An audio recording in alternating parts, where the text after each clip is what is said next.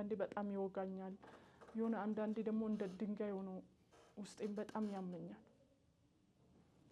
ከዛ በኋላ በቃ ያለኝ አማራጭ ወደ ጸበል መሄድ ብቻ ከዛ እርግዝናው አንድ ጊዜ ትልቅ ይሆናል አንዳንዴ ደግሞ ትንሽ ይሆናል እያነሰ መጣ ከዛ እያለ በጣም አመታት አስቆጠረ ከዛ በኋላ በቃ እቺ ልጅ የሆነ ነገር ያረጋች ነው እሷ ጠንቋይ ነች እኛል ንብረታችን ልትወስድ ነው የመጣችው ምናምን ማለት ጀመረ እኔ ራሱ ግራ ገባኝ ምንድነው ይሄ ነገር አጻቴ ምንድነው በቃ የኔ አጻት ነው ጸበል ምናምን መሞከር ጀመርኩ ህክምናም ሲሄድ በቃ አይምሮሽ ጤነኛ ነው ስለምን እርግዝና ነው የምታወሪ ምንድነው ያለ ያንቺ ነገር እኮ በጣም ግራ ያጋባል ነው የሚሉት ወደ 8 ወር እና 8 ወር 9 ወር አካባቢ ሲደርስ 10ኛ ወር ላይ እየቀነሰ መጣ ነገር አልነበረም በቃ የሱ ግፍ ነው እንደዚህ ያረጋኝ የሚለው ነገር መጸጸት ጀመርኩ በቃ እነሱ እየተቀየሩ መጡ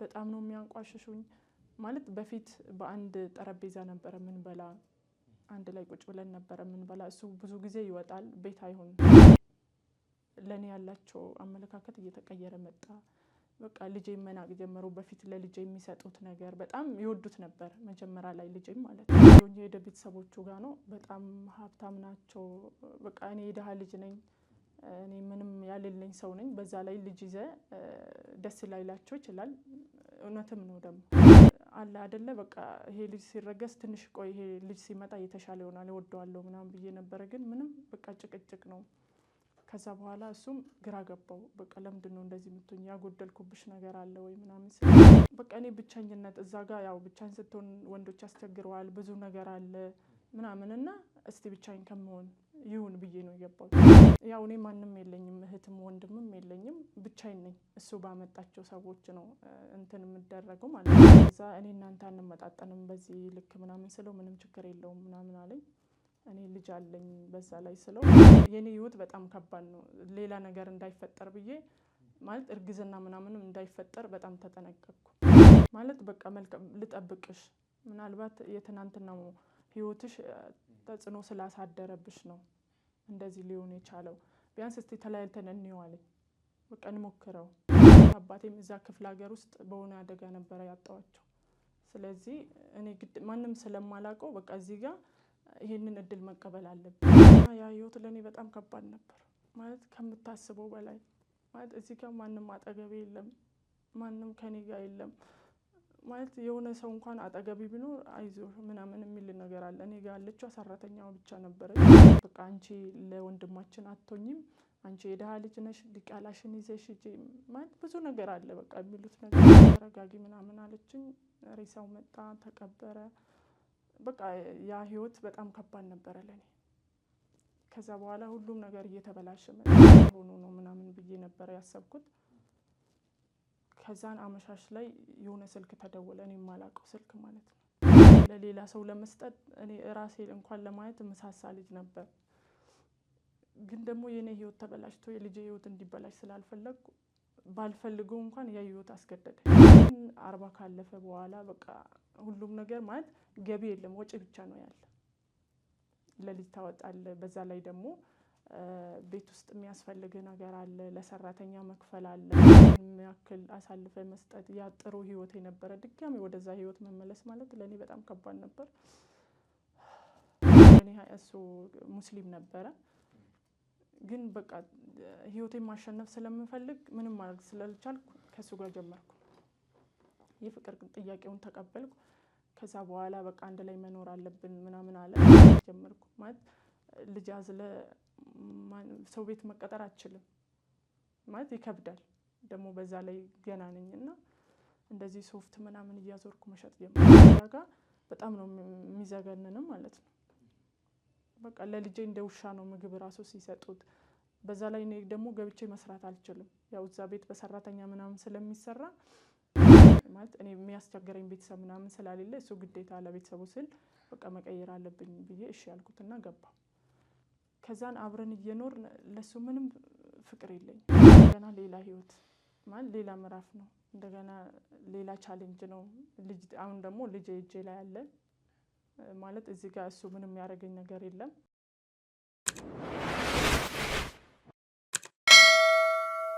ሰላም ሰላም ውድ የፍትህ ፕላስ ቤተሰቦች እንደምንድናችሁ? በያላችሁበት ሰላም ፍቅር ይብዛልኝ እያልኩኝ እንግዲህ ያው እንደተለመደው እንግዲህ ዛሬ በአዲስ የህይወት ታሪክ መጥተናል። እንዲሁም ደግሞ እንግዲህ ከዚህ በፊት እንደተሰራም የምናውቃቸውን ኬዞች ነው ለእናንተ ትማሩበታላችሁ። ምክንያቱም ከጀርባ ተሰርተው ለእናንተ ግን ማስተማሪያ መሆን የሚችሉ ታሪኮችን የዛን ጉዳይ ባለቤቶች እንግዲህ በማናገር ለእናንተ ተገቢ በሆነ መንገድ ለማስተላለፍ እንሞክራለን። እናንተም ደግሞ እንግዲህ ይህንን ጉዳይ ከማየት ወይም ደግሞ እነዚህን ኬዞች ለእናንተ ስናቀርብ ከነዚህ ጉዳዮች ወይም ደግሞ ከነዚህ ኬዞች ተምራችሁ እንደዚህ አይነት መጥፎ ስራ ላይ ያላችሁ እንድትመለሱ እንደዚህ አይነት ፕሮሰስ ውስጥ ደግሞ ወይም ደግሞ ወደዚህ አይነት ህይወት እየገባችሁ ያላችሁ ሰዎች ካላችሁ በምን አይነት መንገድ ራሳችሁን ነፃ ማውጣት እንደምትችሉ የምናስተምርበት ስለሆነ ለቻናሉ አዲስ ከሆናችሁ ቻናሉን ሰብስክራይብ በማድረግ ቤተሰብ እየሆናችሁ ለብዙሃን ዘመዶቻችሁ ሼር እያደረጋችሁ ከጎን መሆናችሁን እንድታሳዩ እፈልጋለሁ። ሀሳብ አስተያየቶቻችሁንም ኮመንት ላይ እያስቀመጣችሁልኝ እንግዲህ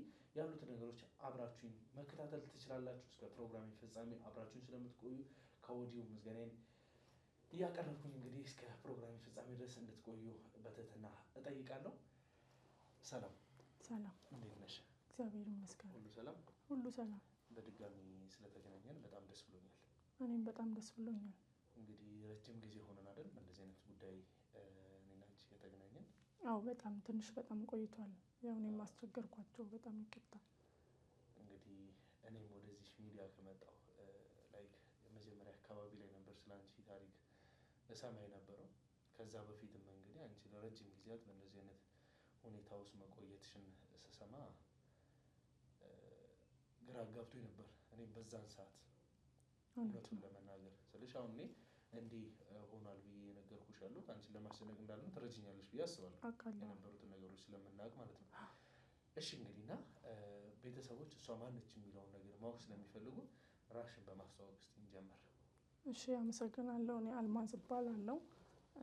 ያው ወደ እናንተ ሚዲያም የመጣሁት ለሰዎችም ለሌላ ሰዎችም ትምህርት ይሆናል በማለት ነው። የራሴን ህይወት እኔ ያለፍኩበትን ታሪክ ለማጋራት ነው ወደ እናንተ የመጣሁት ማለት ነው። እንዴት ብዬ እንደምጀምር አላውቅም። ማለት እኔ ያለፍኩበት ህይወት በጣም ከባድ ነው፣ አስቸጋሪ። ያው አንተ ታውቃለህ፣ ካሜራ ጀርባ ብዙ ነገር ነግሬያለሁ እና አሁን እዚህ ጋር ያው ለተመልካችና ለሌላ ሰዎች እኔ ያለፍኩበት እኔ ያየሁትን ለሌሎችም ትምህርት ይሆናል በማለት ነው። እና ያው እኔ ተወልጄ ያደግኩት ክፍለ ሀገር ውስጥ ነው። የክፍለ ሀገር ልጅ ነኝ። በጣም ዝቅተኛ በሚባለው ቤተሰብ ውስጥ ነው ያደግኩት እና በዛ መሀል ማለት ብዙ ፈተና ያጋጥማል።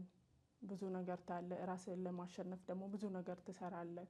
እና እኔ እንደ አጋጣሚ ከክፍለ ሀገር ወደ አዲስ አበባ መጥቼ ነበር እና ያው ወደ አዲስ አበባ ስትመጣ የክፍለ ሀገር ልጅ ስትሆን በጣም ብዙ ቻሌንጆች አሉ። ብዙ ነገር ያጋጥማል። ሰው አለማወቅ አለ፣ ቤት አለማግኘት አለ እና እንደዛም ሆነ ደግሞ እኔ ተማሪ ነበርኩ። ትምህርቴን እየተማርኩ ግዴታ ስራ መስራት ነበረብኝ።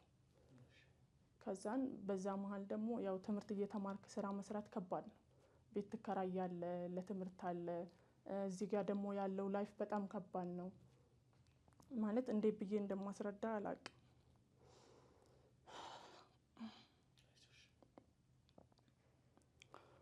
ከዛ በኋላ ያው ትምህርቴን እየተማርኩ ስራ እየሰራው ትምህርቴን መማር ጀመርኩ።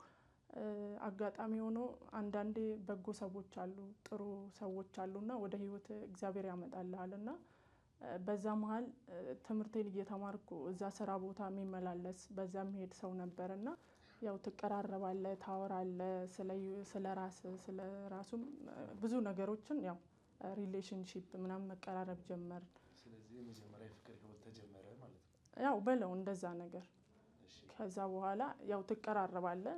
ያ ወደ እኔ የመጣ ሰው ደግሞ ከኔ የተሻለ ሰው ነው፣ እኔም መርዳት የሚችል ሰው ነው። ከዛ እኔም እየወደድኩት መጣሁ ማለት ፍቅሩም አንደኛ ደግሞ ለእኔ የሚያደርገው ነገር እኔን በጣም ይረዳኛል፣ ብዙ ነገር ከቨር ያደርግልኛል እና ከዛ ለምን እንደዚህ ታደርጊያለሽ ማለት ትምህርትሽን ብቻ ለምን አትማሪ የሚል ጥያቄ ያቀረበልኝ። ማለት እኔ እንደዛ ማድረግ አልችልም፣ ማለት ትምህርቴን ብቻ መማር አልችልም፣ ግዴታ ስራውን መስራት አለብኝ ምናምን አልኩት። ማለት እሱም ስለወደደኝ እኔም ስለወደድኩት ግዴታ የሱን ጥያቄ መቀበል አለብኝ። ምክንያቱም እዛ ጋር ያለው ነገር እኔ ነው የማውቀው። እዚህ ከተማ ላይ ምንም አይነት ከጎንሽ የሚሆን ሰው የለም አይደል? ከሱ ውጪ የምታውቂው ሰው አልነበረም? ማንም የለም ማለት እኔ የክፍለ ሀገር ልጅ ነኝ። ማንም የማውቀው ሰው የለም ማለት እኔ እናት አባቴም እዛ ክፍለ ሀገር ውስጥ በሆነ አደጋ ነበረ ያጣዋቸው። ስለዚህ እኔ ማንም ስለማላውቀው በቃ እዚህ ጋር ይሄንን እድል መቀበል አለብኝ። ከዛ በቃ ስራውን ተይና ትምህርትሽን ብቻ ተማሪ አለኝ። ከዛ እሺ ላስብበት ማለት ያን ሰው አላውቀውም። ያ ሰው ይጎዳኛል አይጎዳኝም የማውቀው ነገር የለም። የሚያደርግልኝ ብቻ ነው ማለት እዛ ጋር ይወደኛል፣ እኔም እወደዋለሁ። ግን ደግሞ የሆነ ነገር ቢያደርገኝስ ብዬ አሰብኩ። ምንም የማውቀው ነገር የለም። ምክንያቱም በቃ አጋጣሚ ነው ወደ እኔ የመጣ። እኔ ሻይ ቡና ምናምን ስለምሰራ እዛ ጋር እየመጣ ሁሌ እንትን ይለኛል እና ከዛ በኋላ ደግሞ ከክላስ ስመጣ ነው ጠዋት ምናምን ሲመጣ ስለማያገኘኝ ለምንድን ነው እንደዚህ ያደረግሽው ስል አይ እኔ እየተማርኩ ስለሆነ ነው ምናምን አልኩት። በቃ እሱም ወደደኝ። የስራ ሰው ነሽ፣ ጎበዝ ነሽ፣ ስለዚህ በቃ ትምህርትሽን መማር አለብሽ አለኝ። በቃ እኔም እሺ አልኩት፣ ተቀበልኩት። ወደ እሱ ቤት ገባው። ማለት ከሱ ጋር ምንም ፊርማ የለንም። እሱ ያስተዋወቀኝም ሰው የለም። ከዛ በኋላ ነው ጓደኞቹ ምናምን ያስተዋወቀኝ። ቤተሰቦቼ ምናምን ገጠር ናቸው ምናምን አለኝ። ከዛ በቃ ግዴታ መቀበል ስላለብኝ ከሱ ጋር ሆንኩ። ከዛ ትምህርቴን ግዴታ መማር አለብኝ። ለምን ለትምህርቴ ቦታ ስላለኝ፣ አንደኛ ደግሞ የኔ ህይወት በጣም ከባድ ነው። ሌላ ነገር እንዳይፈጠር ብዬ ማለት እርግዝና ምናምንም እንዳይፈጠር በጣም ተጠነቀቅኩ። ከዛ በኋላ ትምህርቴን ጨረስኩ። በቃ ዩኒቨርሲቲ ገብቼ ትምህርቴን ከጨረስኩ በኋላ ግዴታ በቃ ልጅ መውለድ አለብሽ ምናምን አለኝ። እሱም በቃ እኔ መውለድ አለብኝ አልኩ እና ልክ አረገዝኩ። ከዛ ልጄን ወለድኩ። ግን እሱ ያው ብዙ ጊዜ ፊልድ ምናምን ይወጣል ወደ ሌላ ቦታ ምናምን ስራ ስላለው ፊልድ ስለሚወጣ በሆነ አጋጣሚ የሆነ ወባ ነው ምናምን የሚባል በሽታ ነበረና አሞት መጣ። ከዛ እኔ አራስ ነበርኩ ያኔ ወልጄ ማለት ነው። በቃ ግዴታ እሱ ቤት ውስጥ ሰው ተቀጠረ፣ ሌላ ሰው ማጋዥ አመጣልኝ። ያው እኔ ማንም የለኝም፣ እህትም ወንድምም የለኝም፣ ብቻዬን ነኝ። እሱ ባመጣቸው ሰዎች ነው እንትን የምደረገው ማለት ነው። ያረሰችን ሰራተኛ ነች። ከዛ በኋላ እሱ ማገገመ፣ ደህና ሆነ። በቃ ግዴታ ወደ ስራ መመለስ አለብኝ ምናምን አለ ማለት ክርስትና ካነሳም በኋላ ማለት ነው። ከዛ በኋላ የተፈጠረ ነገር በጣም ከባድ ነበር።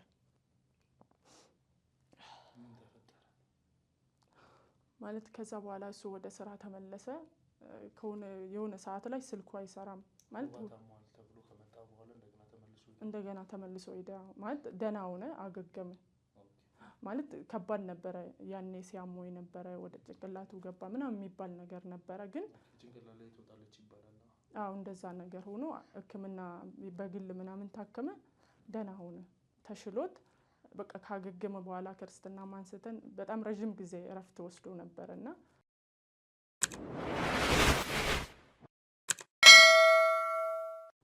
ወደ ስራ ከተመለሰ በኋላ ማለት ስራ ሲሄድ ያወራኛል። በቃ ቢያንስ በቀን አንዴ ያወራኛል። በፍጹም ሳያወራኝ አይውልም። ቢያንስ ጠዋት ካልተመቸው ከሰዓት ያወራኛል፣ ከሰዓት ካልተመቸው ማታ ያወራኛል። እንደዚህ እያልን አንድ ሳምንት ሞላን። ከዛን የሆነ ቀን ስልኩ አይሰራም ማለት እኔም በዛ ሰዓት ወይ ባትሪ ዘግቶበት ነው የሆነ ነገር ሆኖ ነው ምናምን ብዬ ነበር ያሰብኩት። ከዛን አመሻሽ ላይ የሆነ ስልክ ተደወለ፣ እኔ የማላውቀው ስልክ ማለት ነው።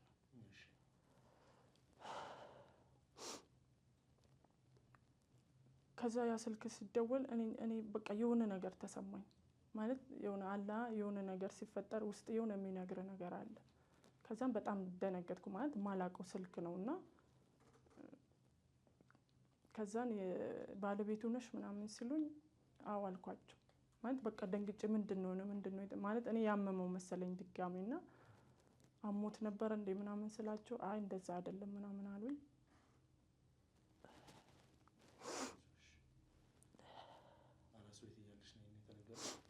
ያው ክርስትና ካነሳው ነው አራስ ቤት ነኝ ማለት ገና ነኝ። ወንድ ልጅ ስለነበረ ያው የወንድ ልጅ ክርስትና ይሄናል እንትን አይደለም።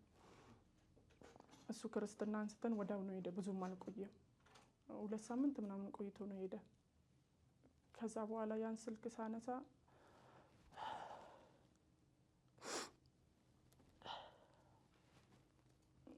አርፏል ምናምን አለ።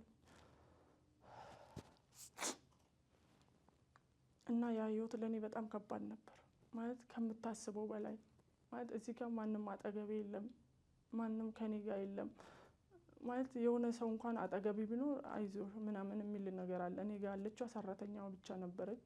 እኔ ቤተሰቦቹንም እንደዚህ በአካል በስልክ ነው እንጂ አላቃቸውም። ከዛ በኋላ ያው ግዴታ ያ ነገር ስለሆነ ወደዛ መሄድ አልቻልኩም።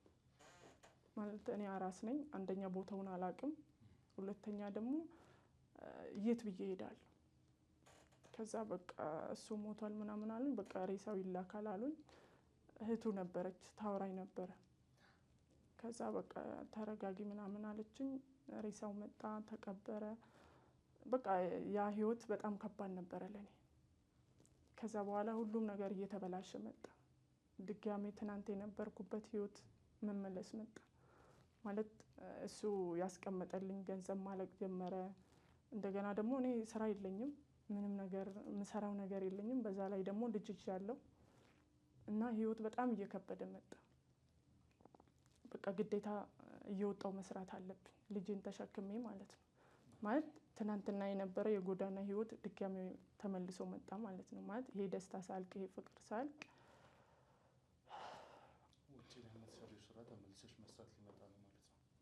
ያው መጣ ማለት በቃ ቤት ውስጥ ያለ ነገር ሁሉ አልቋል። 40ውን አወጣሁት። በቃ ከ40 በኋላ ህይወቴ ሁሉ እየተበላሸ መጣ። በሱ በኩል ምንም አይነት ዘመድ አልነበረም አንቺ ማጋዝ የሚፈልግ ማለት የባለቤት ዘመድ ነው አንቺ አልሆንሽም የሚል ሰው አልነበረም ነው?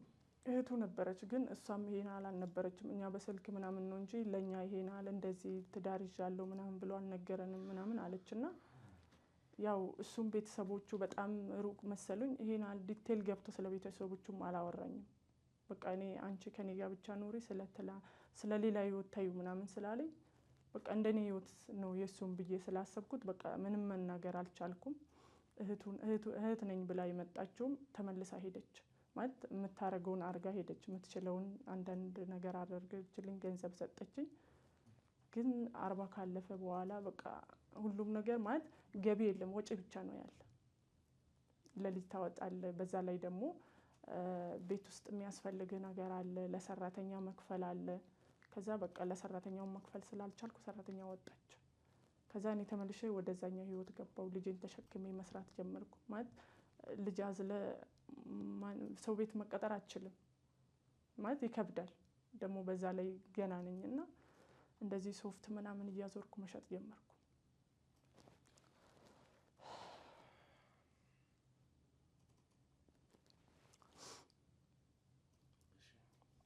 ከዛ በኋላ እንደዛ እየሸጥኩ የሆነ ሰዎች አሁንም ወደ እኔ ማለት እንደዚህ በጎ ልጆች ማደጎ ምናምን የሚሰጡት አለ አይደለም። ከዛን የሆነ ልጅ ማለት ልጄ በጣም ያምራል። በጣም ማለት እንዴ ብዬ ልንገር፣ በጣም የሚያሳሳ ልጅ ነው። አይደለም ለሌላ ሰው ለመስጠት እኔ ራሴ እንኳን ለማየት መሳሳ ልጅ ነበር። ግን ደግሞ የኔ ህይወት ተበላሽቶ የልጄ ህይወት እንዲበላሽ ስላልፈለግኩ ባልፈልገው እንኳን ያ ህይወት አስገደደኝ። ከዛም በቃ እነዛ ሰዎች ሄድን። ማደጎ የሚወስዱት አላ ወደ ውጪ ምናምን ነው። ስለዚህ ያ ድርጅት ልጄ የትም ይውሰድ የትም ማውቀው ነገር የለም፣ ግን ያው ተፈራርመ ምናምን ነው የምሰጠው ፈቅደ ማለት ነው።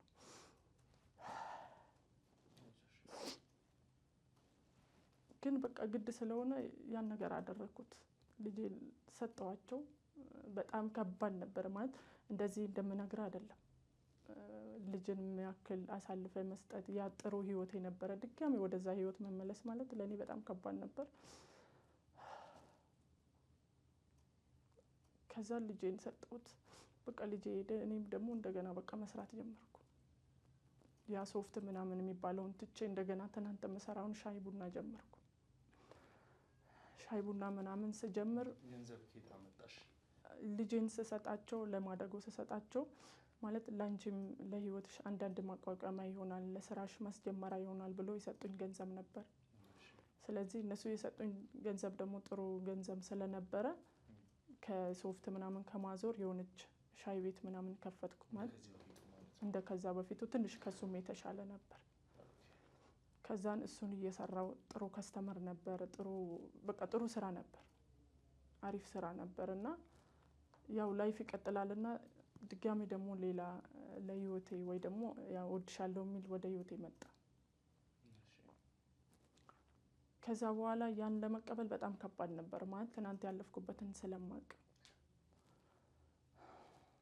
ስለዚህ ይሄን ነገር ማለት በቃ አየው አንዱ ትንሽ ትቆያለህ ወዳው እሺ ላትል ትችላለህ፣ ግን በቃ ህይወት ይቀጥላል ብዬ ጀመርኩ።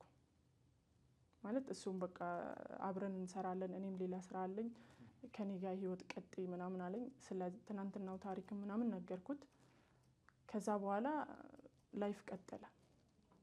አብረን እየኖርን ጀመር ማለት እሱ በኔ እሱ ሙስሊም ነበረ፣ ግን በቃ ህይወቴን ማሸነፍ ስለምፈልግ ምንም ማድረግ ስላልቻልኩ ከሱ ጋር ጀመርኩ። የፍቅር ጥያቄውን ተቀበልኩ። ከዛ በኋላ በቃ አንድ ላይ መኖር አለብን ምናምን አለ። እሱ በጣም ይወደኝ ነበር። እኔ ይሄን ለሱ ፍቅር አልነበረኝም ማለት ትናንት ያለፍኩበትን ስለማውቀው ትናንት ልቤ ስለተሰበረ ማለት ራሴን ለማሸነፍ ወይ ደግሞ ከዚህ ህይወት ብቻ ለማውጣት ብዬ ነው እሱን የቀረብኩት።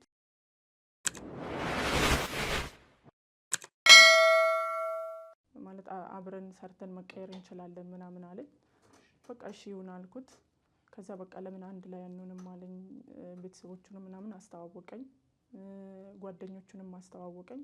ከዛ አንድ ላይ ተቀበሉሽ ማለት ግን አሁን አንቺ በክርስትና ህይወት ውስጥ ነው ያለሽው፣ እነሱ ያው የእስልምና ህይወት ላይ ነው ያሉት፣ የእስልምና እምነት ተከታይ ናቸውና እንዴት ነው አንቺ ወደዛ ሄድሽ፣ እሱ ወደ አንቺ መጣ? ምንድነው የተፈጠረው? አዎ ለጊዜው አልተቀበሉትም ነበር ማለት በቃ እኔ ቀይራለሁ ሃይማኖቴን ብዬው ነው። ኦኬ አንቺ ለማግኘት ተስማምታችሁ? አዎ በቃ ወደ አንተ መምጣት እችላለሁ እኔ ማለት እኔ የሚያስቸግረኝ ቤተሰብ ምናምን ስላሌለ እሱ ግዴታ ለቤተሰቡ ስል በቃ መቀየር አለብኝ ብዬ እሺ ያልኩትና ገባሁ። ከዛን አብረን እየኖር ለሱ ምንም ፍቅር የለኝም። በቃ እሱ የምፈልገው ነገር ያደርግልኛል፣ ይወደኛል፣ ሁሉን ነገር ያሟላልኛል እና በቃ ሁሌ ጭቅጭቅ ነው። ከዛ እንዲህ እየተባለ ልጅ ተፈጠረ። ከዛን የትናንትናው ልጄን ስላጣው ቢያንስ በቃ ይሄ ልጅ ከኔ ጋር ይሆናል የሚለው ነገር ነበረ። ከዛ አረገዝኩ። በቃ ከጊዜ በኋላ ስራውንም ተውኩ፣ ቤት መሆን ጀመርኩ። ከዛ እዛ ስራ ቦታ እሱ ሌላ ሰው አስቀጥረው እያሰራ ነበረ። ከዛን ጥሩ ህይወት ነበረን፣ ጥሩ ላይፍ ነበረ። ግን ፍቅር አልነበረ፣ እኔ ፍቅር አልነበረኝም። እሱ ይወደኝ ነበረ፣ ግን እኔ አልወደውም። በቃ እኔ ብቸኝነት እዛ ጋር ያው ብቻን ስትሆን ወንዶች ያስቸግረዋል፣ ብዙ ነገር አለ ምናምን እና እስቲ ብቻዬን ከመሆን ይሁን ብዬ ነው የገባሁት። እና ለምን እንደሆነ አላውቅም፣ በቃ ያኛው ሰው ውስጥ ያለ ለኔ ብዙ መስዋዕት የከፈለ ለኔ እንደዚህ ሆነ የሚለው ነገር ውስጥ አንደኛ የልጄ ነገር አለ አይደለ? በቃ ይሄ ልጅ ሲረገዝ ትንሽ ቆይ ይሄ ልጅ ሲመጣ የተሻለ ይሆናል እወደዋለሁ ምናምን ብዬ ነበረ። ግን ምንም በቃ ጭቅጭቅ ነው። ከዛ በኋላ እሱም ግራ ገባው። በቃ ለምንድን ነው እንደዚህ የምትሆኝ? ያጎደልኩብሽ ነገር አለ ወይ ምናምን ስለኝ አይደለም። ለአንቺ ፍቅር አልነበረውም ነው? ነበረው፣ ግን እኔ አላውቅም። በቃ እኔ ጋር ምንም አይነት የፍቅር ስሜት ሊመጣ አልቻለም። እኔ ጋር ያ ነገር የለም። ግን በቃ ልጅ ከተወለደ በኋላ ይሻላል ብዬ ነበረ፣ ግን ምንም የተሻለ ነገር የለም፣ እየባሰበት ሄደ። ከዛ በቃ ይሄ ሁሉ ከሚሆን በቃ ለምን አንለያይም ምናምን አለኝ። ከዛ እሺ ይሻላል አልኩት። ተለያየን። እንደገና ሌላ ህይወት ማለት ሌላ ምዕራፍ ነው። እንደገና ሌላ ቻሌንጅ ነው። ልጅ አሁን ደግሞ ልጅ እጄ ላይ አለ ማለት እዚህ ጋር እሱ ምንም ያደረገኝ ነገር የለም። በቃ ወይ ልጁን ትተሽ ሂጂና በቃ እንለያይ ስለኝ እኔ ልጄን አልተውም ምናምን አልኩት። ከዛ በቃ እንደዛ ተባለ፣ ተለያየን ከሱ ጋር። ከዛ ልጄን እያያዝኩ እዛ መስራት ጀመርኩ። ማለት ከሱ ጋር ግን የሚመጡ የነበሩ ማለት አንቺን ለማሰቃየትም ሆነ አንቺን ለመጉዳት የሚሞክርበት ምንም አይነት መንገድ አልነበረም ማለት? አልነበረም። አንቺ ብቻ ያንን የፍቅር ህይወት መርሳት አልቻልሽም ነው? አዎ በቃ ያ ነገር ከውስጤ መውጣት አልቻለም። በቃ የልጄ ፍቅር አለ፣ ድጋሚ ይሄኛውንም ከወደድኩ በቃ ድጋሚ መጎዳቴ ነው የሚል ነገር ውስጤ ያደረ። ቤተሰቦቹም ለአንቺ መልካም ነበሩ? ጥሩ ነበሩ። በቃ እነሱ ራሱ በቃ ምንድን ነው የሆንሽው? የትናንትናው ታሪክሽ እኮ ይሄ ማንም ላይ የሚፈጠር ነው፣ በቃ ይፈጠራል እኮ ምንም ማለት አይደለም፣ ያልፋል፣ ይሄ ደግሞ አዲስ ህይወት ነው ምናምን ይሉኛል። ግን እኔ በቃ ጥሪ ያለው እንዲመጣ ጥሪ ያለው ግን ምንም ሊመጣ አልቻለም። ልቀበል አልቻልኩም። ከዛም ቢያንስ ልጅ እንኳን ሲወለድ አንዳንዴ እኮ አለ አይደለ ልጅ መሀል ሲኖር የሚባል ነገር አለ። ግን ያ ነገር እኔ ጋር አልነበረም እና በቃ ተለያየን እና እኔም ደግሞ በጣም ከባድ ነበረ ልጅ ይዘህ ኑሮን ለማሸነፍ ልጅ ይዘህ ማለት አሁን ለምሳሌ በህጉ ሂደትን ብንሄድ ለአንቺ የሚሰጥበት አይነት ሁኔታ ላይ አልነበርሽም። ከነበርሽበት ፋይናንሻል አንጻር ስናየው ማለት ነው። አሁን ከምትነግሪኝ አንጻር እየተረዳሁት ምን ያህል መልካም ሰው ቢሆንም ማለት እንደው ጫና መፍጠር ከፈለገ እና አንቺ ልጅሽን መንጠቅ ቢፈልግ የሚችልበት ሁኔታዎች ነበሩ ለማለት ነው።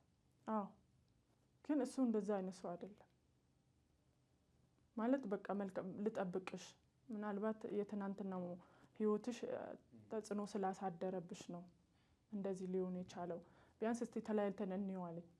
በቃ እንሞክረው ወይ ምናልባት ከዛ በኋላ እንትን ካልሽ መመለስ እንችላለን አለ። እሺ ከዛ በኋላ ምን ተፈጠረ? ከዛ በኋላ እዛ ስራ መስራት ጀመርኩ። ማለት እዛ ስራዬ ምናምን ጥሩ ስለሆነ ሰራተኛም አለ።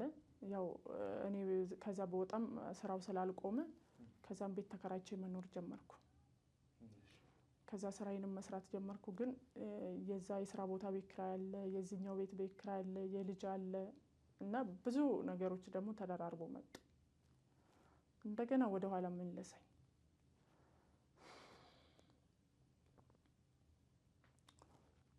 ማለት ከባድ ነው አለ አይደለ አንዳንዴ ህይወት በጣም ታስቸግራለች።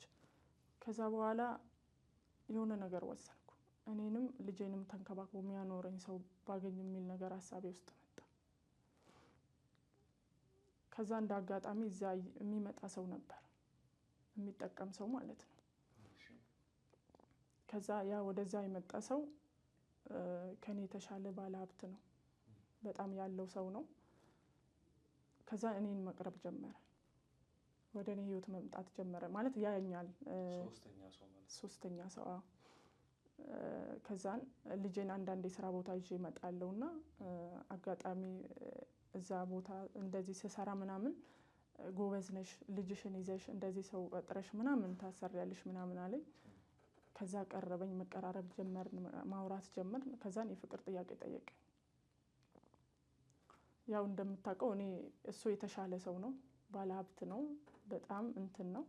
እኔ ደግሞ ያው እንደሱ እኔ ዜሮ ላይ ያለው ሰው ነኝ ማለት ነው።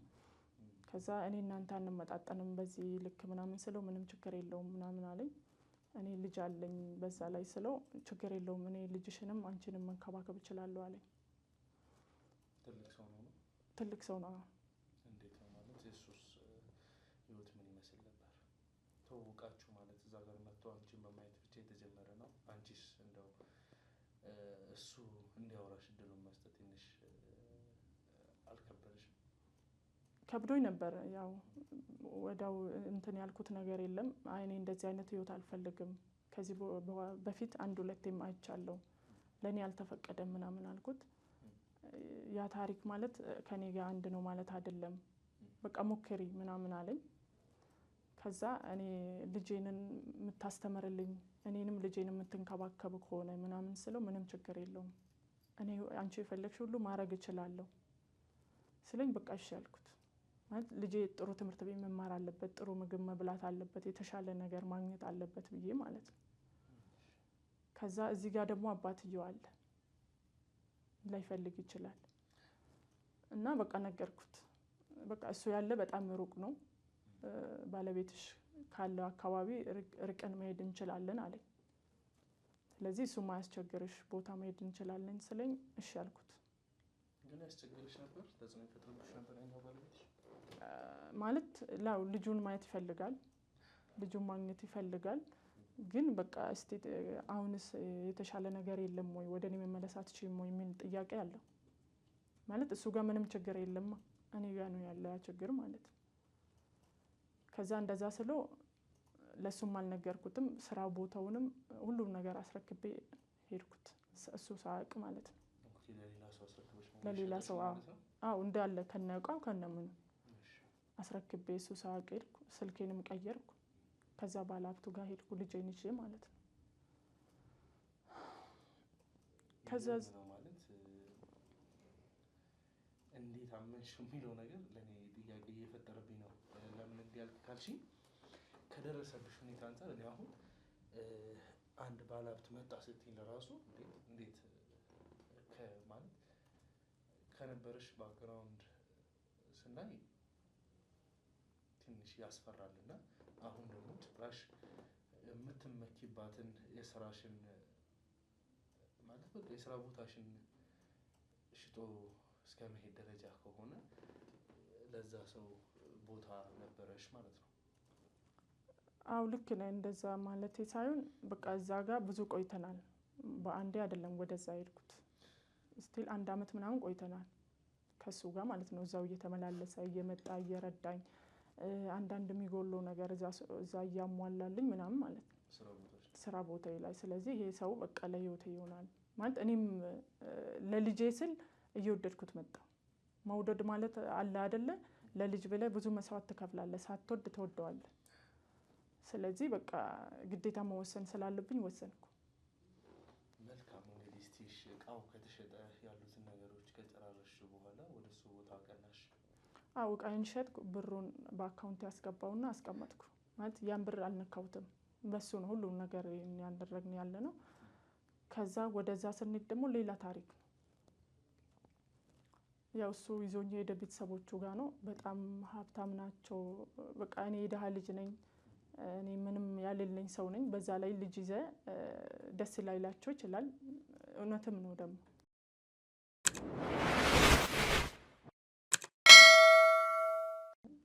በቃ አለ አይደለ? የሆነ ጥሩ ጊዜ ነበረን። በቃ እንደ ቤተሰብ ነበር የተቀበሉኝ። ግን ስለኔ ሲያውቁ ስለኔ ማንነት ከየት እንደመጣው የማን ልጅ እንደሆነ ባክግራውንዴን ሁሉ ስነግራቸው ለኔ ያላቸው አመለካከት እየተቀየረ መጣ። በቃ ልጄን መናቅ ጀመሩ። በፊት ለልጄ የሚሰጡት ነገር በጣም ይወዱት ነበር መጀመሪያ ላይ ልጄም ማለት ነው። ከዛ በቃ ይሄ ዲቃላ ልጅ ማለት ጀመሩ። በቃ ለልጄ አለ አይደለ? ልጅ እንደዚህ ሲባል በጣም ይሰማል።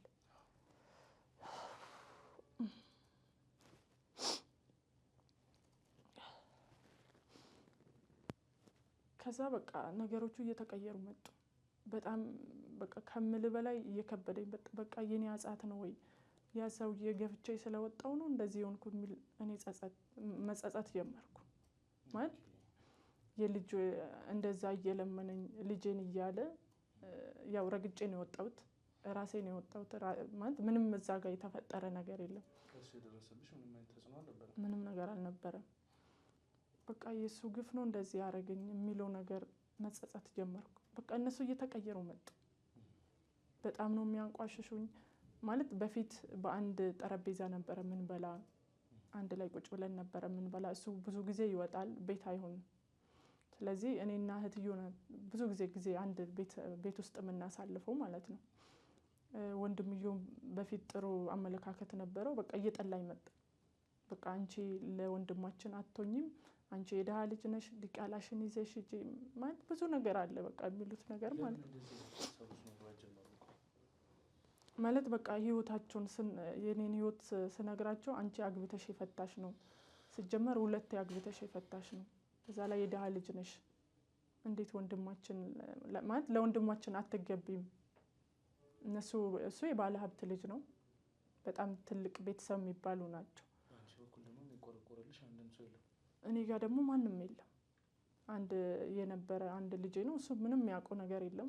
ከዛ ልጄ በቃ አለ አይደለ? እየተሰማው መጣ። ባይናገርም ልጅ ነው፣ የሆነ ነገር ተጽዕኖ ያሳድርበታል። ከዛ በጣም እየከበደኝ መጣ። በቃ አለ አይደለ?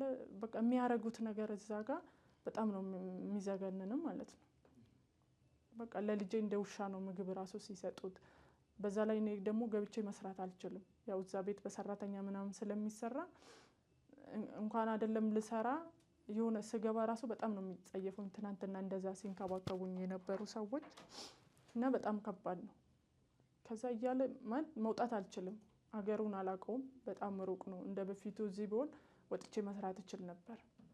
አንደኛ ያዝኩት ገንዘብ ወደዚህ የሚመልሰኝም አይደለም። ከዛ በቃ እንደዚህ እየተባለ ለሱም ስነግረው በቃ ይረዱሻል፣ ቀስ እያሉ ይረዱሻል፣ በቃ አንቺ ምንም እንዳትያቸው ነው የሚለኝ።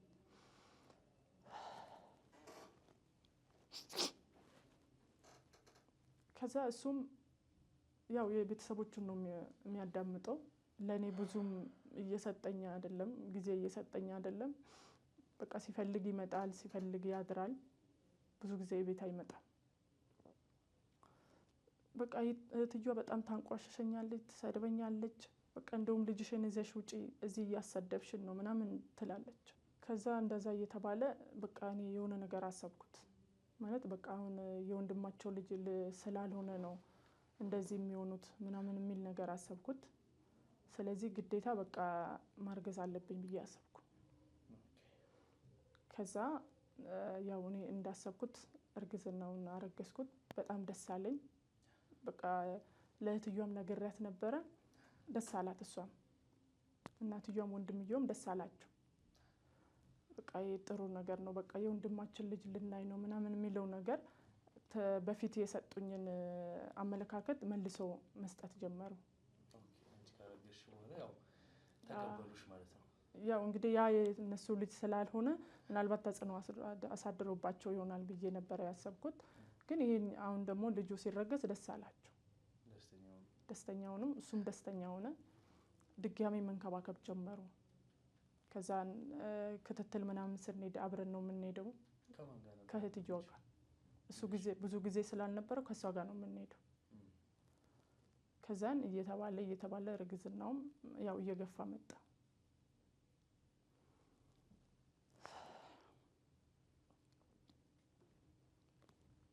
ከዛ ያን 5 ወር 6 ወር ምናምን እያለ መጣ።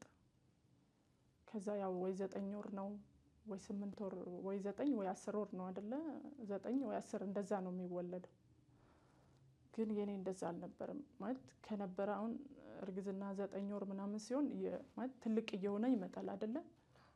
የኔ ወደ 8 ወር እና 8 ወር 9 ወር አካባቢ ሲደርስ 10ኛ ወር ላይ እየቀነሰ መጣ።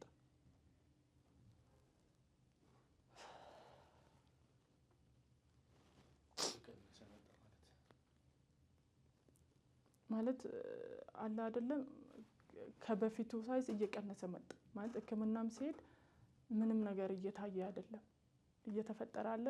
ለኔም ለነሱም ከባድ ነበር ሲባል በቃ ይሄ ልጅ ወደ 11 ወር ምናምን ሆነ። ጽንሱ እንዳለ አለ ሲባል እያለ 12 ወር ሞላ። 1 አመት ማለት ነው።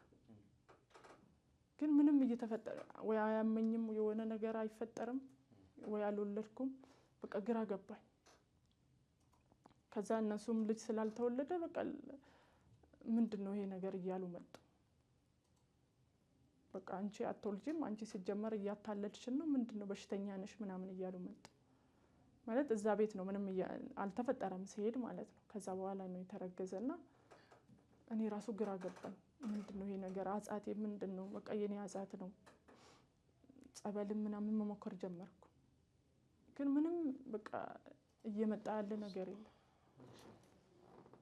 ከዛ እርግዝናው አንድ ጊዜ ትልቅ ይሆናል፣ አንዳንዴ ደግሞ ትንሽ ይሆናል። እያነሰ መጣ። ከዛ እያለ በጣም አመታት አስቆጠረ። ከዛ በጣም ግራ ገባኝ። ማለት በቃ ምንድነው ማድረገው? ይሄ ነገር ምንድነው?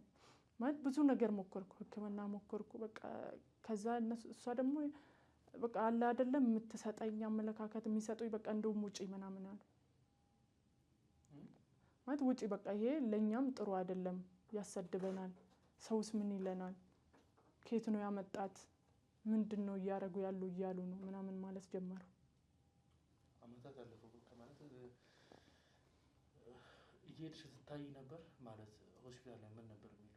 ምንም በቃ እንደዛው ነው ያለ፣ ምንም እያነሰ ነው እያለ ያለው። በቃ ወይ ላስወጣ ምናምን አልኳቸው።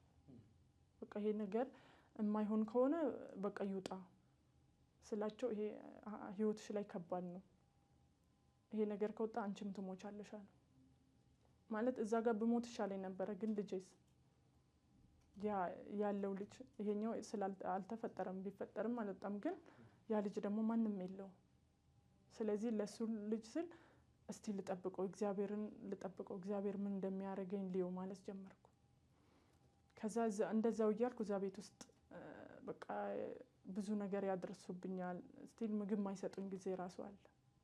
በጣም ያሰቃዩኝ ነበር። እሱ ለረጅም ጊዜ ፊልድ ወጥቶ ነበር። በቃ ወይ አስወጪው ምናምን አለኝ። በጣም ብዙ ነገር ሞከርኩ፣ ግን ምንም ሊሆን አልቻለም።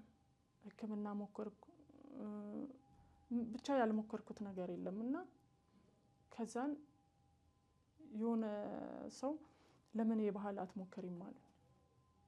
ማለት በባህላዊ የሚሰጡት ነገር አለ አይደለ?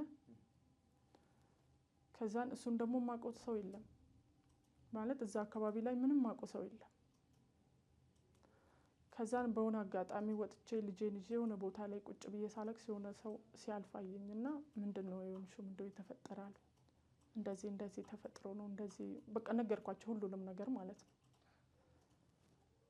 ከዛን እኔ ማቆ ሰው ስላለ እኔ ላገናኝሽ፣ ለሳቸው ትነግራቸዋለሽ አሉ። ከዛ ለሳቸው ሁሉን ነገር ነገርኳቸው፣ ያለውን ሁሉ ነገርኳቸውና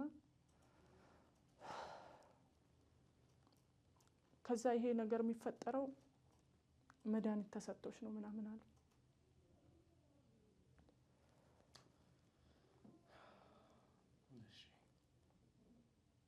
ከዛ እኔ ግራ ገባኝ። ማን ነው መድኃኒት የሚሰጠኝ? እኔ እኮ ማንም ጠላት የለኝም ምናምን አልኳቸው። ምናልባት አስተዊ፣ በደንብ ተረጋግተሽ አስቢ ምናምን አለ። ማለት ለጊዜው ምንም ሊመጣልኝ አልቻለም። ማለት እኔ ምንም አውቀው ሰው የለም። አንደኛ በቃ የጎዳውትም የበደልኩትም ቢኖር የአባቴ የልጁን አባት ነው። ከሱ ጋር ደግሞ ምንም ለዚህ የሚያደርሰን ነገር አልነበረም።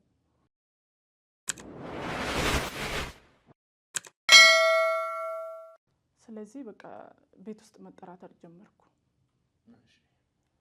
ከዛን ነገርኳቸው፣ ይሄ ባህላዊ የሚሰጠውን ሰው ማለት ነው።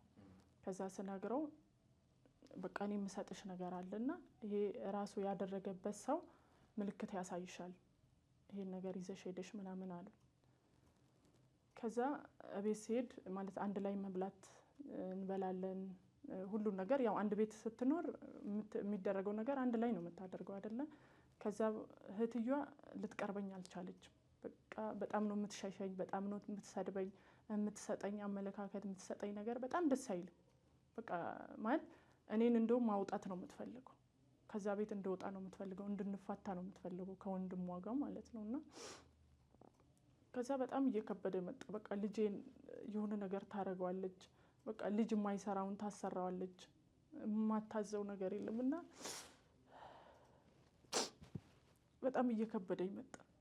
ማለት ጭራሽ ብላ በቃ እኔን መክሰስ ጀመረች፣ እኔ በምንም በማላውቀው ማለት ነው። በቃ እቺ ልጅ የሆነ ነገር ፈልጋ ነው፣ ሲጀመር እሷ የደሃ ልጅ ነች ማለት ያን መድኃኒት እንኳን ልሰጣት አልቻልኩም። በቃ አትቀርበኝም፣ ከኛ ጋር እንኳን ምግብ አትበላ በፍጹም። በቃ እኔ በዚህ ስመጣ በዛ ነው የምትሄደው። ከዛ በቃ የእቺ ልጅ ነች ያደረገችው የሚል ነገር በቃ እኔም አመንኩ። ለምንድነው የምትሸሸኝ? እሷ ንጹህ ከሆነች ለምንድነው እንደዛ የምታደርገው ማለት ጀመርኩ። ከዛ በኋላ በቃ እንደውም ከወንድሜ ጋር መፋታት አለብሽ አለች። እኔ እኮ ወንድምሽ ምንም አላደረኩም፣ ይሄ እኮ እኔ ፈልጌ አይደለም ምናምን አልኳት። በቃ ከዛ በኋላ በቃ እቺ ልጅ የሆነ ነገር እያደረገች ነው፣ እሷ ጠንቋይ ነች፣ እኛን ንብረታችን ልትወስድ ነው የመጣችው ምናምን ማለት ጀመረች። በቃ ጭራሽ ሄዳ ክስ መሰረተች። ከዛ እኔ በማላውቀው የሆነ መጥሪያ ምናምን ፖሊሶች ወደ ቤት መጡ፣ እኔ ወደ እስር ቤት ሊወስዱ ማለት ነው። እኔ ምንም ማውቀው ነገር የለም፣ ምንም ማረኩት ነገር የለም አልኩና ከዛ ያ ሰውዬ የሰጠኝን መድኃኒት እጄ ላይ ነበር አጋጣሚ ሆኖ ማለት ነው። ስለዚህ ለእሷ እንደ ማስረጃ ሆነላት። እኔ ይህን ያደረግኩት ምናልባት ውስጤ የተፈጠረ ነገር መፍትሄ ካገኘው ብዬ ነው እንጂ እኔ እነሱ ላይ ምንም አድርጌ አይደለም ብልም ምንም የሚያዳምጠኝም የለም፣ እኔንም ለመስማት ዝግጁ አይደለም። ከዛ በቃ ያለኝን ልብስና ልጄን አውጥቶት አሉ። በቃ ፖሊሶቹም ሄዱ፣ በቃ ውጪ ምናምን አሉ። በቃ እንደውም ተዋት እኛ እንበቃታለን ምናምን አሉ። ማለት እኔ እዛ ጋር ጠበቃ እንትን ማለት አልችልም፣ ምንም አቅም የለኝም፣ በዛ ላይ ማውቀው ሰው የለም። ያ በቃ ሁሉም ሰው አንቋሸሸኝ። በቃ አውጥቶት አሉ ወደ ውጪ ማለት ነው።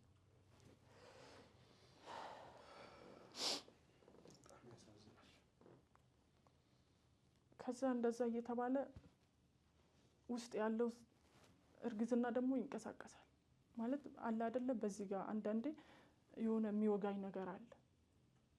አንዳንዴ ጎንበስ ብዬ መስራት አልችልም። በቃ ግዴታ ምን ስራ መስራት አለብኝ። በዛ ላይ ልጅ ያለ በቃ ጎዳና ወጣው ማለት አውጥቶ ጣሉኝ። በቃ መፋታት አለባቸው ምናምን አለ። ከዛ እህትዬው የምን መፋታት ነው በቃ ወደዛ ትውጣ ምናምን አለች። ከዛን አወጡኝ። መንገድ ላይ ወጣሁ ልጄን ይዤ ማለት ነው። ከዛን ሆቴል ላይ ምናምን እንኳን እንዳልሰራ የሆነ ቦታ እንኳን ተቀጥሬ እንዳልሰራ ልጅ አለ። በዛ ላይ ደግሞ እርግዝናው አለ ማለት ሕክምናም ሲሄድ በቃ አይምሮሽ ጤነኛ ነው፣ ስለምን እርግዝና ነው የምታወሪ? ምንድነው ያለ? ያንቺ ነገር እኮ በጣም ግራ ያጋባል ነው የሚሉኝ።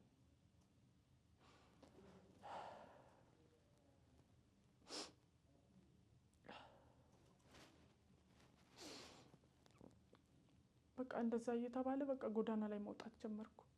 ከዛን ያለኝ አማራጭ በቃ ወደ ቤተክርስቲያን መሄድ ነው፣ ጸበል መጠመቅ ነው ከእግዚአብሔር ጋር። በቃ እግዚአብሔር እንዳረገኝ በቃ የኔ አጻት ሊሆን ይችላል፣ የዛ ልጅ ግፍ ሊሆን ይችላል እላለሁ። ከዛ እርግዝናው አንዳንዴ ዝም ይላል፣ አንዳንዴ ደግሞ ይራገጣል። በቃ አላ የሆነ ማለት በቃ ዶክተሮቹ ምን አይነት ምላሽ ነበር የሚሰጡሽ? የሆነ ሰዓት ላይ አያምኑኝም ላይክ የአእምሮ ችግር እንዳለብኝ ሁላ የሚያነሱበት ሁኔታዎች ነበሩ የሚል ሀሳብ አነሳሽልኝ እና አዎ አንዳንዴ ጤነኛ አይደለችም እቺ ልጅ ሲሉ ደግሞ ማለት የአእምሮ ሕክምና ምናምን ታየው ጤነኛ ነኝ። እርግዝናውም ደግሞ አንዳንዴ እነሱ ጋር ሲሄድ የሆነ የሚንቀሳቀስበት ታይም አለ።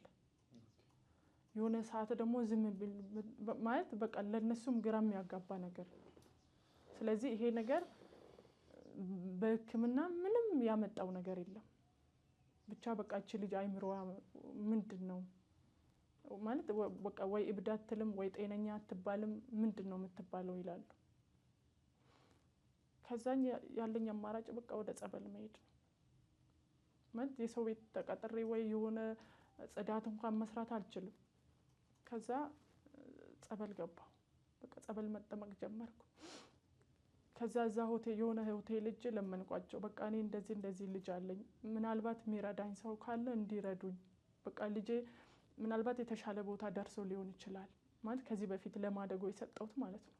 በቃ ከዲያስፖራዎቹ ጋር ማለት ከሚረዱኝ ሰው ጋር አገናኙኝ፣ ቢያንስ ልጄን ላገኘው በቃ አፈላልጉኝ ምናምን አልኳቸው። ማለት ቢያንስ እሱ ጥሩ ደረጃ ላይ ሊደርስ ይችላል። አሁን ወደ 18 ዓመት ምናምን ይሆነዋል። ማለት ለማደጎ የሰጠሁት ማለት ነው። ከዛ በቃ እሺ የምንችለውን ሁሉ እና ደግሞ አጋጣሚ ሆኖ ፎቶ ነበረኝ የሱ ማለት ነው። የልጅነት ፎቶ እስካደገ የልጅነት ፎቶ። ከዛ እዛ የት እንደተፈራረምን በምን መንገድ እንደሰጧቸው ምናምን ነገርኳቸው፣ ሁሉንም ነገር ማለት ነው። ከዛ በቃ አፈላልጉልኝ፣ እኔ አሁን ያለሁበት ህይወት በጣም ከባድ ነው። አንደኛ እርግዝና ውስጥ ያለ ግን ወይ አልተወለደም፣ አመታት አስቆጥሯል ማለት እዛ ባለ ሆቴሉ በቃ እዚህ ያሰራሽ ነበረ ምናምን አለኝ። አይ እኔ እዚህ አልችልም አልኩት። ማለት ጎንበስ ማለት አልችልም፣ አንዳንዴ በጣም ይወጋኛል፣ የሆነ አንዳንዴ ደግሞ እንደ ድንጋይ ሆኖ ውስጤን በጣም ያመኛል። ከዛ በኋላ በቃ ያለኝ አማራጭ ወደ ጸበል መሄድ ብቻ ነው።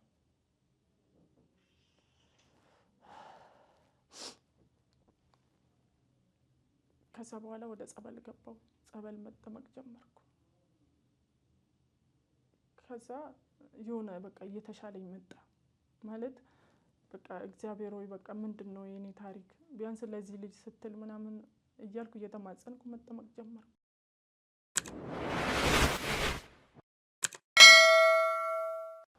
ማለት እውነቱን ለመናገር በጣም ልብ የሚነካ እንዲሁም ደግሞ የሚያስተምርም ታሪክ ነው ብዬ አስባለሁ። አሁን ማለት እኔ ወደዚህ የሚመጣሁት ምናልባት እንደኔ ቤት ውስጥ ተደብቆ የቆዩት ደግሞ ይኖራሉ እና በዚህ መልክ ሰዎችን ባንጎዳቸው፣ ሰዎችን እንደዚህ እንትን ባንላቸው በምን ነው እኔም ወደዚህ የመጣሁትና ያው እኔ አሁን ያለሁት ጸበል ቦታ ነው። ምንም የተሻለ ነገር የለም። ያው ህመሙም አለ፣ እዛ ጋር ደግሞ ልጄ መጎዳት አለ፣ በጣም ብዙ ነገር አለ። እያለፍኩት ያለው ታሪክ እያለፍኩበት ያለ ፈተና በጣም ከባድ ነው። እንደዚህ እንደማወራክ አይደለም ማለት እኔ አልቅሼ ስለወጣልኝ ነው። አሁን እንደዚህ በቃ ሰው መማር አለበት፣ እንደዚህ አታድርጉ፣ ሰውን በዚህ ልክ አትጉዱ ለማለት ነው ወደዚህ ሚዲያም የመጣሁት። አንደኛ ደግሞ በዚህም አጋጣሚ ምናልባት ልጄን ካገኘው ብዬ ነው ማለት እሱ ለኔ ተስፋ ይሆናል ብዬ ነው ወደዚህ የመጣሁት ማለት ነው። እንግዲህ እኛም በተቻለን ያሉትን ነገሮች ለማስተካከል የምንሞክር ይሆናል። ያው እኔ ማለት የምፈልገው አንዳንዴ ሰው የዘራውን ያጭዳል ይባላል። ወንድማችን እንግዲህ ሁለተኛ ትዳርሽ ላይ ነበረው ወንድማችን ለአንቺ መልካም ነበር፣ ብዙ ነገሮችን አድርጎልሻል፣ ከጎንሽ ነበር። ነገር ግን የነበሩት ነገሮች በአንቺም በኩል የነበሩት እይታዎች መልካም አልነበሩም። የተነሳ ብዙ ነገሮች ተፈጥረዋል። አንቺም እንደምትይው ገፈም ሊሆን ይችላል። በመቀጠልም ደግሞ እንግዲህ ትማሩበታላችሁ ብዬ የማስበው ሰው ላይ እንደዚህ አይነት የማሰራትም ሆነ በእንደዚህ አይነት ከባድ አምልኮ ጋር አያይዛችሁ የምትንቀሳቀሱ ሰዎች ማለት ምን እንደምትጠቀሙ የዛኔ የሚሰማችሁ ማለት የሆነ አላቅም ካለባችሁ ኢጎ አንጻር ሊሆን ይችላል እንደዚህ አይነት ነገሮች ውስጥ ልትገቡ የምትችሉት። ነገር ግን ምድራዊ ህይወታችሁንም ሆነ መንፈሳዊ ህይወታችሁን በራሳችሁ እጅ እያበላሻችሁ እንዳላችሁ ይሰማኛል። ምክንያቱም ይሄ እንደ ኬስ ሲያዝ በእህትየዋ በኩል እየተፈጠሩ የነበሩት ብዙ አይነት ፕሮሰሶች ነበሩ። እሱን አሁን እህትየዋ ናት ያሰራችበት ብለን እንደዚህ ሽሮ ነው ያወራንበት። ብዙ የተደረሰበት እና ለሚዲያ የማይመጥን ብዙ የተደረጉ ጉዳዮች ስላሉ ነው። አስፈላጊ ከሆነ እንግዲህ ኬዙን ማስተላለፍ ካለብኝ የሆነ ሰዓት ላይ የህግ አካልም ከፈቀደልኝ ፍትሾ ላይ ማስተላለፍ ይሆናል። ያው የሚፈቀድልኝ ከሆነ ካልሆነ ግን እንደዚሁ ሀይድ አድርገን ነው የምናልፈው ይሆናል። እና ውድ ቤተሰቦቼ ከእንደዚህ አይነት ጉዳይ ውስጥ ያላችሁ እንደዚህ አይነት ስራ ላይ የተሰማራችሁ ካላችሁም እንድትመለሱ ሀሳቤን እለግሳለሁ። እንደዚህ አይነት ጉዳት የደረሰባችሁ ሰዎችም ካላችሁ ባላችሁበት የህይወት መንገድ ወይም ደግሞ ባላችሁበት እንግዲህ መስመር ውስጥ ሁሉም ሰው የራሱን እምነት አለው እና ሁላችሁም ወደ ሃይማኖታችሁ ተመልሳችሁ ነገሮችን ከፈጣሪ ጋር በማውራት ለማስተካከል እንድትሞክሩ ሀሳቤን እለግሳለሁ። በስተመጨረሻ ማለት የምትፈልጊው ነገር አለ? ያው እንግዲህ እናንተም ስለረዳችሁኝ፣ አንደኛ ደግሞ ይሄንን ሀሳብ እንዳካፍል ሌሎች ሰዎች እንዲማሩበት ስለረዳችሁኝ በጣም አመሰግናለሁ። በእናንተ መንገድም ደግሞ ልጄን እንደማገኝ ተስፋ አደርጋለሁ። እስቲ እንሞክራለን እንግዲህ ከፈጣሪ በታች አቅማችንን ለማድረግ አንሰንፍም። እሺ እንግዲህ ውድ ቤተሰቦቼ እስካሁን ስለተከታተላችሁን ከፕሮግራማችንም ደግሞ እንግዲህ ብዙ ነገሮችን ተምራችሁ እናንተም ይሄን ተምረንበታል ይሄን አውቀናል ብላችሁ ኮሜንት ስላደረጋችሁልን በጣም አመሰግናለሁ። ያው ቀጣይ በተለያዩ ፕሮግራሞች እስከምንገናኝ ድረስ